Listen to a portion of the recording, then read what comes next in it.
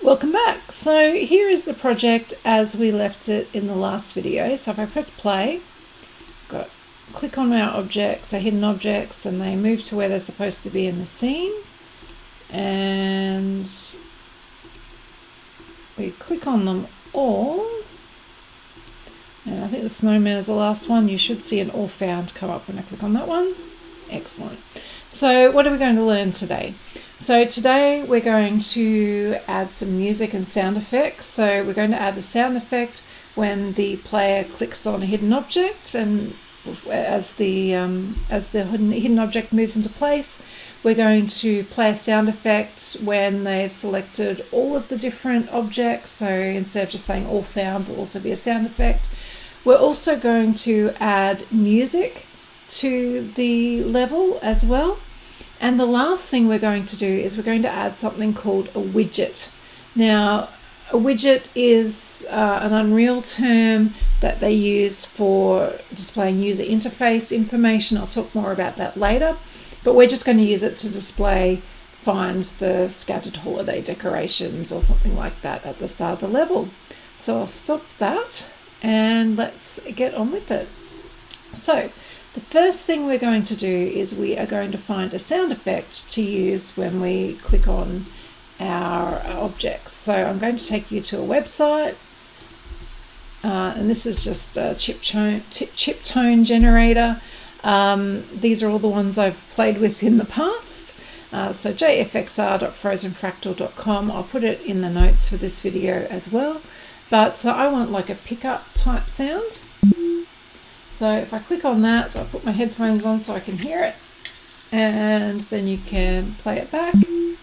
If you like it but just want to change something, you can play with these little sliders. But I'm just going to keep clicking pick up coin until I find one I like. That one's not too bad. Pick up coin 35. So to get that out of this JFXR, you click export, and we're going to export it to a WAV. I'm just going to put it in this SFX folder, but just you can put it wherever you like. I'll just call it pick up coin 35, so that's fine. I have saved that. So I'm going to close that down. In the credits for this holiday card, I'm going to put a reference to that webpage, jfxr.frozenfractal.com. Just so I've got a record of where, because I didn't create that myself, where I got it from. So now I'm going to go into my content drawer, and I'm going to go to my content folder. And in here, I'm going to make a new folder, and I'm going to call it audio. So right click, new folder, call it audio, and in here is where I'm going to place all the sound files that I'm going to use in this project. So right click and go import to game/audio, and it's defaulted to my SFX folder, but if I had to I could navigate to it. I'm going to choose pick up coin 35 WAV, and here it is. Here I can play it. I'm just going to save all so that it will save that one for me. Now it doesn't have the asterisk anymore. Now I prefer to work with my sound files as sound cues. So I'm just going to right click on this and go create cue. So this is just an Unreal, something that Unreal provides. And you can do a lot more with sounds when they're cues than you can when they're just plain WAVs. So I'm going to go create cue, and it's called it pick up coin 35Q. So that's fine. Once again, so that I can save that, I'm just going to go file, save all. And now the asterisk is gone.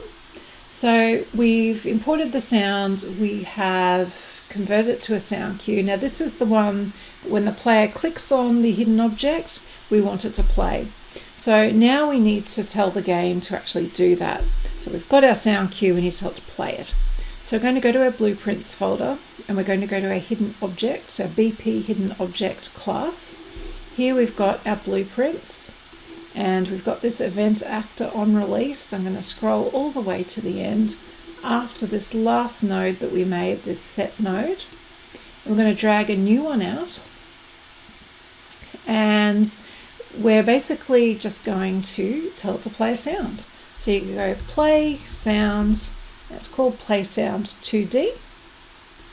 That's all we need for this. And I am going to click on the down arrow, and you'll see the 2 there, choose the sound cue. And hit compile and save. And that is all there is to it. So let's just have a zoom out and have a quick look at what we did. So I should move these up a little bit, make it a bit neater. Okay, so let's look at what this does. So when we release the mouse button on this hidden object actor, we're going to check to see if the isClicked variable that we created is false. We know it's false because that button there isn't checked. Then, if that is correct, we're going to change the transform of this actor to that final transform variable that we set. So it's going to move from where it was to the location we've set it at. Then we're going to add 1 to the score, which is located in the game mode base. Then we're going to set that isClicked variable to be true. So that means if they click it again, it won't happen again. And then we're going to play the sound. So let's compile all of that and hit save. Let's close it and check that it works. So press play.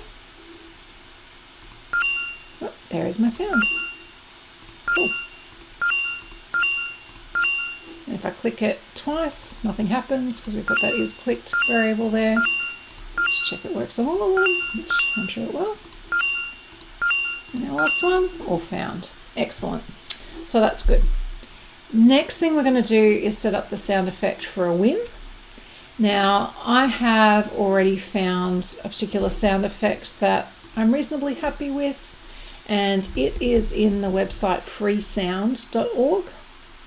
And once again, people upload their sounds here for people to use. You do need to attribute them in most cases. You'll need to read the license on the individual one that you're using. If I type in game success or success game, you can have a look at the different options that it comes up with.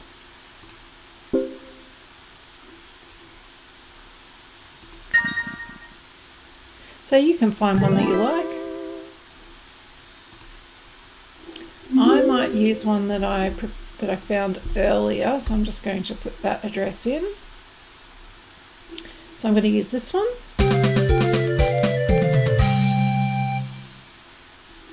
I'm going to download it. You will need to, you see I'm logged in already, you'll need to create a username and password and log in to download it. I'll just download it back in my SFX folder. Alright, so I've done that. I'll close that now. So I'm going to go back to my content drawer and I'm going to go back to my audio folder. Once again, I'm going to import it. There it is there. I'm going to convert it to a sound cue, right click, create cue. So I've got it there twice. I might just shorten that name just because it's so long. I'm just going to call it success underscore cue. Makes it a bit easier to find. Once again, I'll just save everything. All right, so now we are going to tell it to play when the game is won. Now, last time we went into our blueprints folder and we put it in the hidden object folder. Now we can't put the success sound effect in the hidden object, what's it, hidden object folder, hidden object blueprint. We can't put the you've won sound in there because we wouldn't know which one they're going to win it on because they could do it in any order. So anything that's sort of overarching, which is for your game rules, you generally will put in the game mode base. It could go in other places, but that's typically where you will put it.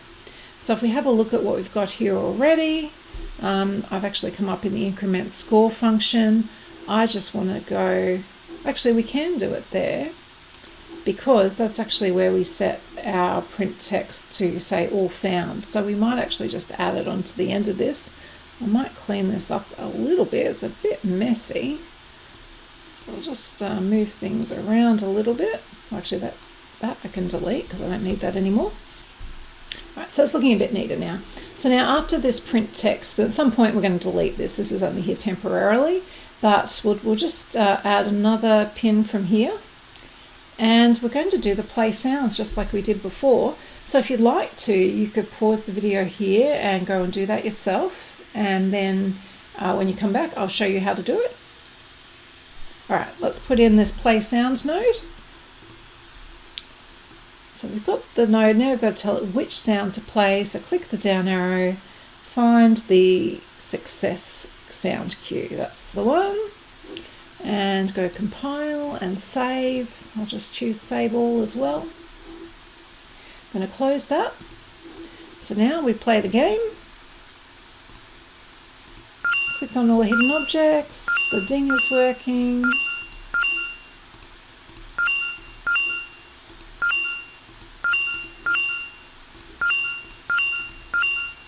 And this should be the last one. There is our sound effect. So that's working, so that's good. Alright, so now we want to get the Christmas or the holiday music to play at the end or at the beginning of the level as soon as it starts. So this time I'm using a website called freemusicarchive.org. Once again, I will put all this in the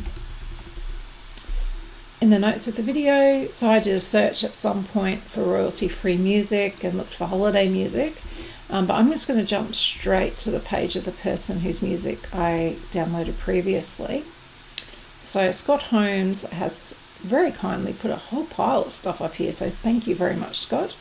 But the one I am using is near the bottom, and it's particular holiday songs. I used these two, but you can use any music you like. I'm just going to download both of these. Once again, if you're going to use it, read the licensing terms and make sure you adhere to those. So I'm going to use one of them in this video and one of them in the next video. So I've downloaded A Peaceful Winter. That's actually the one I'm going to use in this video. But we'll have the other one for the when we make the holiday card part of it. So I've got both of those. Earlier on when I've looked at it, I've noted the information that I need to credit later on. So I'll close that now. So let's try and do what we did before to add this. And I'm going to tell you there will be a problem, so just flagging that. So I'm going to go import to game audio again. So right click in your audio folder, import to game audio. And I'm going to choose, I'm using the Peaceful Winter one. So it imports fine, that's fine. But when I right click it, there's no create cue. And that's because this is an MP3 file. And the others were WAVs, so it won't, Unreal won't let you create a cue from an MP3 file. So I'm actually going to delete that out of here, and I'm going to go back to here, and I am actually going to load this into Audacity. Whoops, wrong, this one, into Audacity. I'll just run Audacity and open it from there, is probably easier. Now I've got a really old version of Audacity. Audacity is a free program, so you can download it, and it's pretty easy to use. Well, easy to use for simple stuff like we're doing here. So I'm just going to, these are ones I've done earlier, so I might just go to the one I've just downloaded, and A Peaceful Winter. So it's opened it, you can play it, you can do all sorts of things to it, you can edit it, but I just want to export it as a WAV. It's back in the same folder. I'll just hit save on that, and I'll just accept all the defaults. So you can play around with them if you want, but I don't feel the need to. I'll close that now. You'll see now I've got a WAV and an MP3 version in that folder. Let's go back to Unreal now. Let's import the WAV version of that. Takes a bit longer because a WAV file is a bit bigger. Here it is. Now I'm going to right click on it now, and you can see I can now create a cue. And I'm actually going to shorten that once again because it's very, very long. And I'm just going to say, I'm just going to delete all the start of it and have A Peaceful Winter cue. Maybe a little bit messy because it's kind of nice if these were better connected, but actually I could rename this one as well. Rename. Or I could have just left it. There's no reason to change it. Alright, it was just long. Save all. So I've got that now. I've got my cue, a peaceful winter cue here. Now what we're going to do is we are going to add it to our game mode base to start with. So I'm going to go BP game mode base. And here we put it, when we did the other sound, we just did play sound 2D. Now, because this is a really long sound and at some point we may want to stop it or we might want to lower the volume, there's all sorts of things we might want to do with it. We also want it to loop. We're not actually going to add it here using that play sound 2D node. We're actually going to do it in a different way, and it's because we need more control of it. So to do that, we're going to add it as a component to the game mode base. So if you press the add button here and choose audio,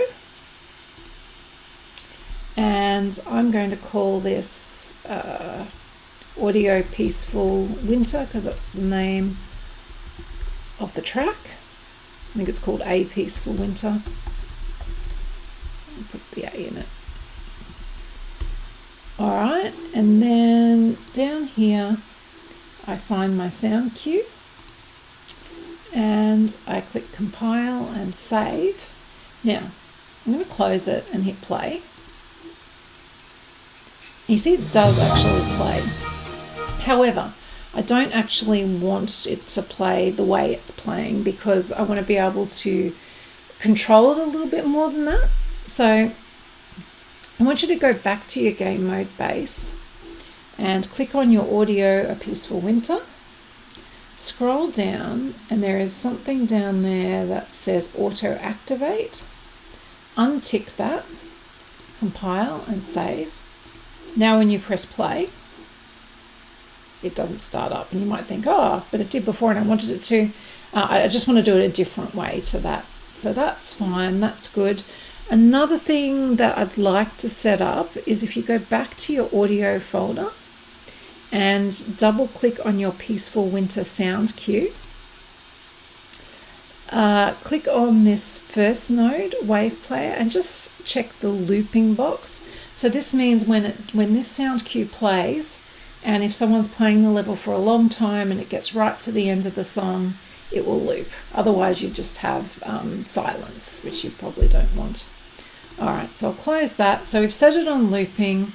We've added it as a component to the game mode base. Now we want to tell it at the start of the level to play it. Now to do that, we're going to go into a different type of blueprint that we haven't used before. So far our blueprints have been the ones that we've created. We've created blueprint classes. But this one we're going to do is a level blueprint. So every level has its own blueprint in Unreal. So if you click on this icon here and go to Open Level Blueprint. So we've got this, nothing in here yet. We've got our event graph. Unreal has given us 2 events that we can use, or we could delete and add our own events.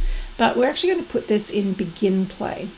So Begin Play is an event that you can use with any Unreal class or within a level. And basically it means as soon as this actor or this level starts in the game, this thing will run once. So that's what we want to use here. So we're going to start with this event Begin Play. I'm going to drag and place a node here. Now our audio component is in our game mode base. So to access it, we have to cast to the BP game mode base. So that's what we're going to do, this one. Cast to BP game mode base. And whenever we do that, we've got to also get the game mode.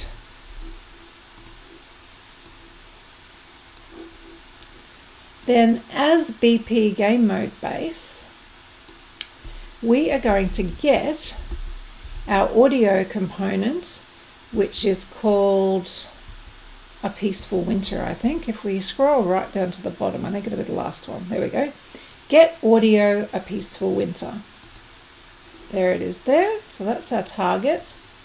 And now if I drag another node from here and just type in play, that's the one we want. And we have to hook it up from here to here so it will actually work. So let's have a look at this. So begin play. We're getting from the game mode base the audio component A Peaceful Winter, and we're telling it to play. So if we hit compile and save, and I might just say as well, the reason we're putting it in the level blueprint rather than the game mode base is we're going to create another level later. So when you create your holiday card component, that's going to be its own level. Even though there's no gameplay in it, in Unreal terms, it's another level. And this is going to allow us to use different music for the Christmas or the holiday card component. So the game mode base exists for the whole game, whereas the level blueprint is only there when we're in the current level. So that's why we put it in the level blueprint. So let's hit close and press play.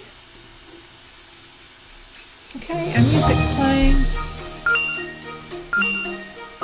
All of our sound effects are playing.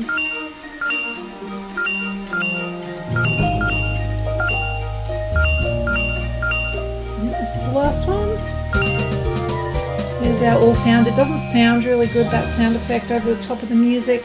Maybe we'll stop the music at that point too, but we're not going to do that in this video. We might do that in the next one. Alright, so we've got all of our sound effects in. We've got our music in. So the next thing that we're going to do is we're going to add some instructions across the top of the screen for the player. And we're going to do that using widgets. So we're just going to start a little bit of an introduction to widgets.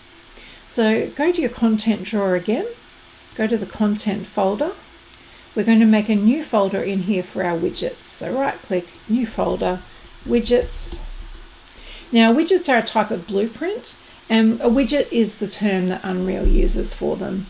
It's just a term you learn.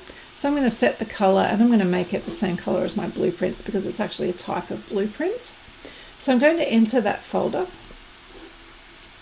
Now I'm going to create, so I right clicked, user interface, and go to widget blueprint. That's what I'm creating. And user widget is good. I'm going to type W underscore for the name, and I'm going to call it instructions. I'm going to hit save all.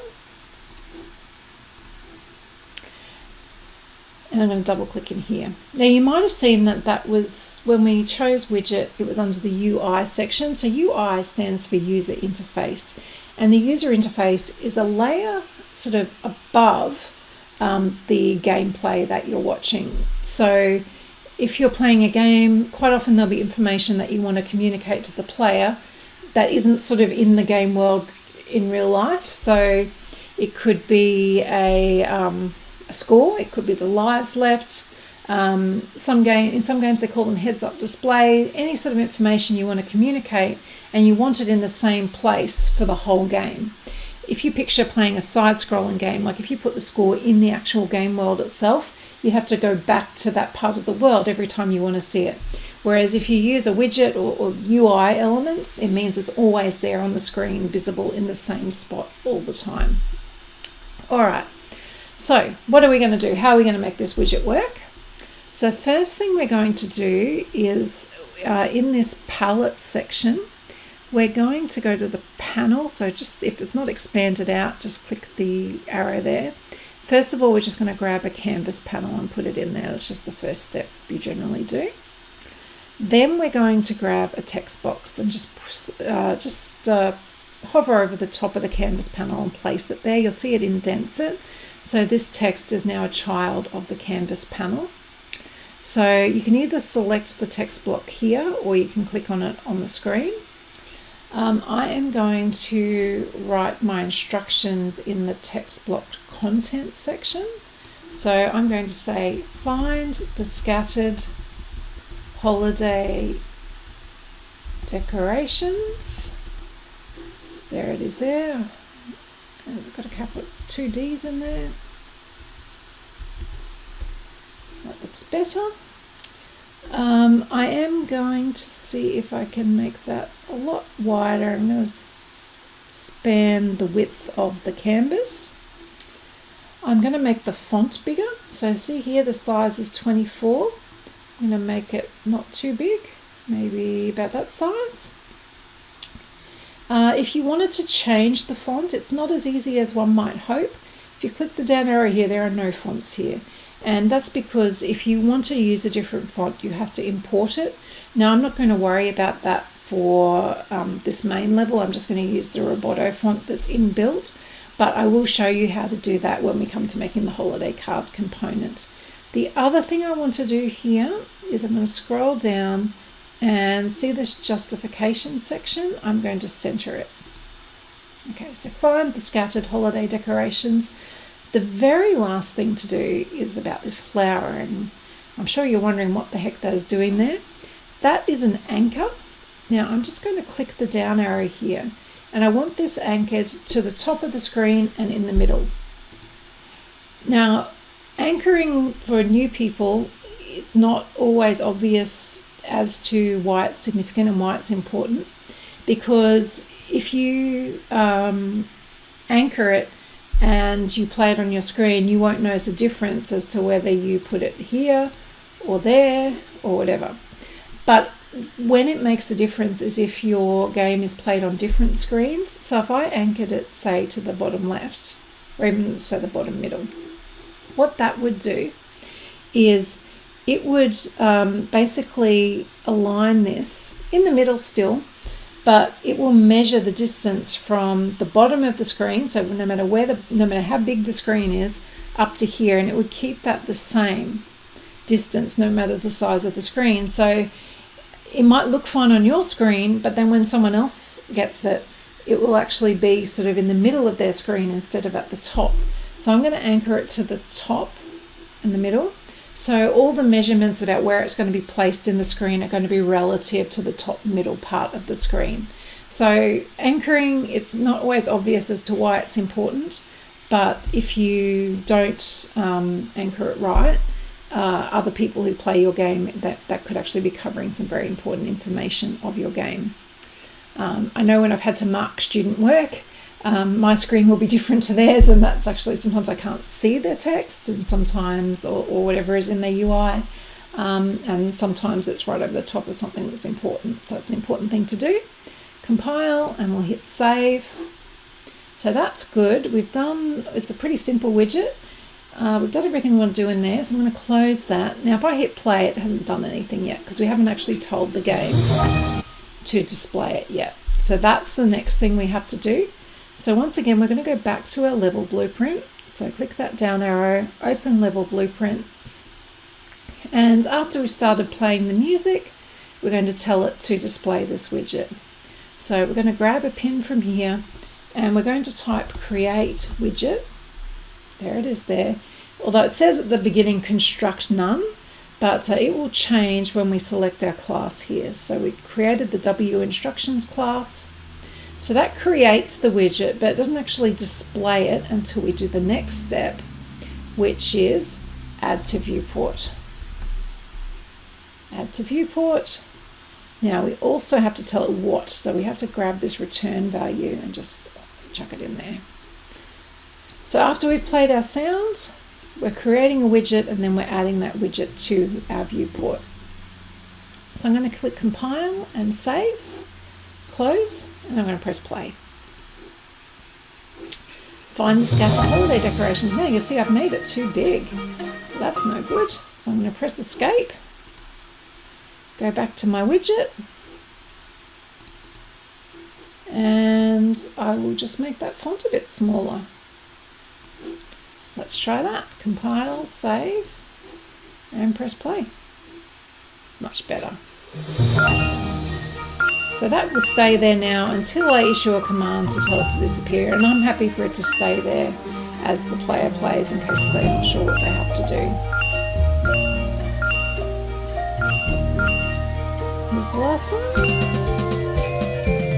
Well done, all found. So for the next video, when all the objects have been found, we'll put a button here telling them all found and continue, and we'll next or something like that, and we'll get rid of this widget, we'll stop the sound, let them hit next, and it will take us to our holiday card. So I look forward to catching up with you in the next video. See you then.